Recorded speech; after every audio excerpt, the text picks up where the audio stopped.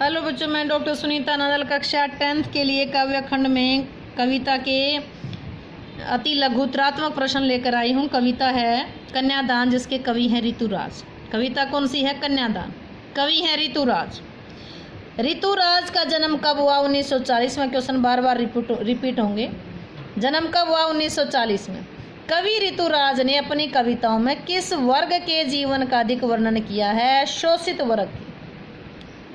शोषित वर्ग तो एक तो होता शोषक, शोषण करने वाला। एक होता शोषित, जिसका शोषण किया गया हो, जिस पर अत्याचार किए गए। कन्यादान कविता में लड़की को किसकी पाठिका कहा गया है? किसकी की जगह क्या आया?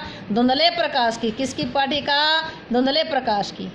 कवि ने किसे धुंधले प्रकाश की पाठिका कहा है? बेटी को धुंधले प्रकाश की पाठिका बताया है। नारियों के लिए किसे बंधन बताया है? वस्त्र और आभूषणों को बंधन बताया है। नारी के लिए वस्त्र और आभूषणों को बंधन बताया है। धुंधले प्रकाश की पाठिका कौन थी? बेटी थी। बेटी कैसे प्रकाश की पाठिका थी? धुंधले प्रकाश की थी। कन्यादान कविता कौन सी है? कन्यादान। और कवि कौन है? ऋतुराज। लड़की जैसी दिखाई न देना का मतलब क्या है? कमजोर मत बनना। लड़की जैसी दिखाई न देना का मतलब अर्थ है कमजोर मत बनना।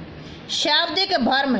शाब्दिक भ्रम का मतलब है वास्तविकता दिखाना। शाब्दिक भ्रम यानी अवास्तविक को वास्तविक दिखाना, रियलिटी दिखाना, सच्चाई दिखाना, यथार्थ दिखाना।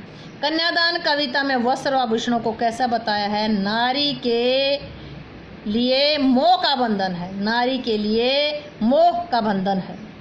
अब बहुविकल्पीय प्रश्न उत्तर देखिए। कविता कौन सी थी? कन्यादान। कवि कौन है? ऋतुराज। ऋतुराज का जन्म कब हुआ? 1940 में। कहाँ के रहने वाले थे? राजस्थान के। इन्होंने एमए कौन सी उसमें की, किस विषय में की थी? अंग्रेजी में। कवि ऋतुराज का व्यवसाय क्या था? अध्यापन था। अध्यापन था पढ़ाना, अध्यापन था। कन्यादान कविता के कवि का नाम क्या है? ऋतुराज। फिर देखिए कविता कौन सी है? कन्यादान। कवि कौन है? ऋतुराज। जन्म हुआ 1940 में। कहाँ के रहने वाले थे? राजस्थान से। एमए किस विषय में की? अंग्रेजी में। इनका व्यवसाय क्या था? अध्यापन था। कवि व ऋतुराज ने अपनी कविताओं में किस वर्ग के जीवन का अधिक वर्णन किया? शोषित वर्ग का। शोषित वर्ग मैंने पहले बताया, जिस पर अत्याचार किया गया हो।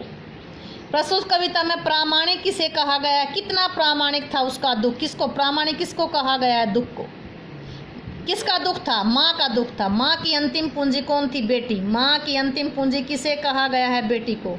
माँ ने बेटी को किस रूप में देखा? पाठिका। किसकी पाठिका? धुंधले प्रकाश की। कौन थी धुंधले प्रकाश की पाठिका? बेटी।